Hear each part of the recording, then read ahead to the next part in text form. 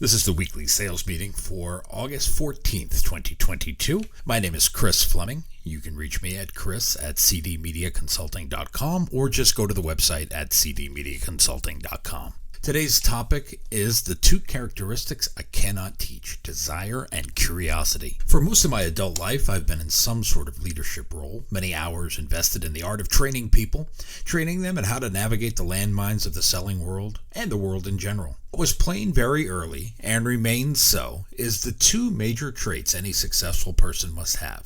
And these are the two things I cannot teach. We can teach a variety of other skills, but desire and curiosity have to come to the table first.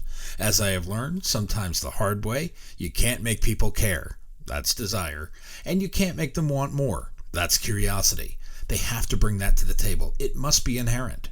Desire is one of the tenets of human knowledge. The ancient Greek philosopher Plato put it this way: human behavior flows from three main sources: desire, emotion, and knowledge. The first of these being desire. To be successful, you have to want to be successful. It requires you to care if you are. If you are not, no harm done. There is a certain subset of the population that suffers from apathy. They don't care what happens to them. Most of them have jobs. You know, the ones they dread going to each Monday morning. The ones where nothing ever changes but the seasons. Those who have desire have careers. They are working towards making themselves better every week. That must be inherent. I don't think you develop it later in life. You need to come to the table with it, especially if you work where I work, and I hired you. Without the basic human element, you didn't get a second interview. Confucius said, "The will to win, the desire to succeed, the urge to reach your full potential, these are the keys that will unlock the door to personal excellence." It is an internal fire that moves motivated individuals to succeed. The apathetic will give up or move on to something else or nothing. Self-help and motivational guru Napoleon Hill has this to say about it: desire is the starting point of all achievement. Not a hope, not a wish, but a keen, pulsating desire which transcends everything. Some will look at the world and wonder why they are not getting their unfair share of what is out there. They don't want to do any work.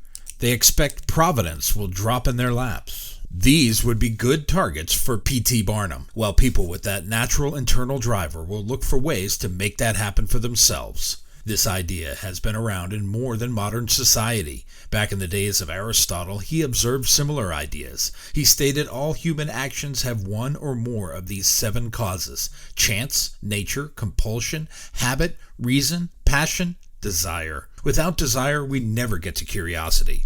It doesn't have to be as cutthroat as it seems on the surface. We can look at this through an altruistic lens. It shows us our desires do not have to come at the expense of others. Gordon Gekko, we are not, although Wall Street might suggest it. Tapping into the internal desire spurs creativity, which is a source of power. As Ayn Rand put it, the creative man is motivated by the desire to achieve, not the desire to beat others. Desire equals the will to achieve, and that is a huge leverage point. Creativity lets the imagination breathe. We all need space for creative thinking. The Irish writer George Bernard Shaw wrote about it this way: imagination is the beginning of creation. You imagine what you desire, you will what you imagine, and at last you create what you will. But this stuff doesn't happen by osmosis. We can't imagine what we want and then it appears, like magic. We actually have to go chase it down. The one thing that will appear that way are more bills and the Amazon truck. As businessman Jim Rohn put it, without a sense of urgency, desire loses its value. So desire by itself is not the only thing we need to bring to the table. Curiosity is that other inherent trait. This one we are all born with in some way. We are born wide-eyed as everything is brand new. We ask questions, we learn, and then stop. We stop asking why, and we put away the childlike curiosity in favor of apathy or disinterest. We stop trying to be better. We stop trying to figure things out. Scientist Neil deGrasse Tyson tries to explain it this way: kids are born with a certain curiosity about the world.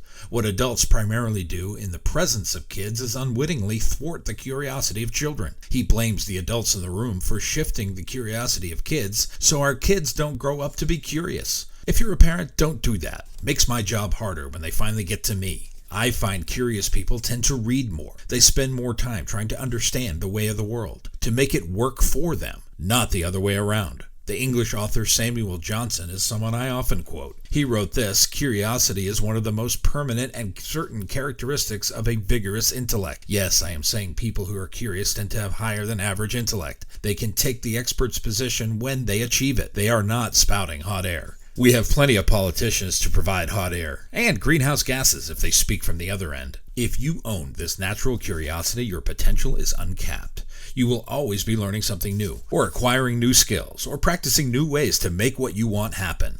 Freya Stark was a 19th century British explorer. She worked in the Middle Eastern countries of Iran, Iraq, and Afghanistan. One of her drivers was curiosity. She said curiosity is the one thing invincible in nature. Curious people will stay with it. This persistence makes it very hard to derail them. They will achieve any success on their horizon. This trait is a must-have when you come to work in my office. One thing that fuels curiosity is self-confidence. As we alluded to earlier, children are born with it, and at some point adults rob them of it. They either display examples of poor behavior or instill a sense of shame about the curiosity. It may take years for us to get that back, but our curiosity begins with establishing or reestablishing our self-confidence. E. Cummings gave us "Carry Your Heart With Me" in 1952. He also gave us this bit of wisdom: once we believe in ourselves, we can risk curiosity, wonder, spontaneous delight, or any experience that reveals the human spirit. Yes, be curious and be proud of your curiosity. Albert Einstein was a high school dropout. The adults in the room said he would never amount to anything. They were wrong. He said this about curiosity: "The important thing is to not stop questioning. Curiosity has its own reason for existing." Think he knew something everyone else didn't?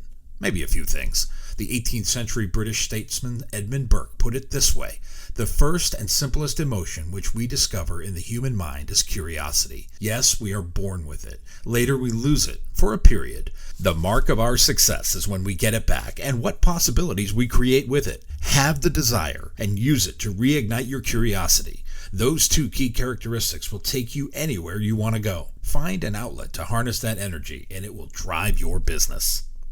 Find more advice like this in my new book, Yes, I'm a Salesman. You can be too. You can order yours on Amazon or go to my website at cdmediaconsulting.com.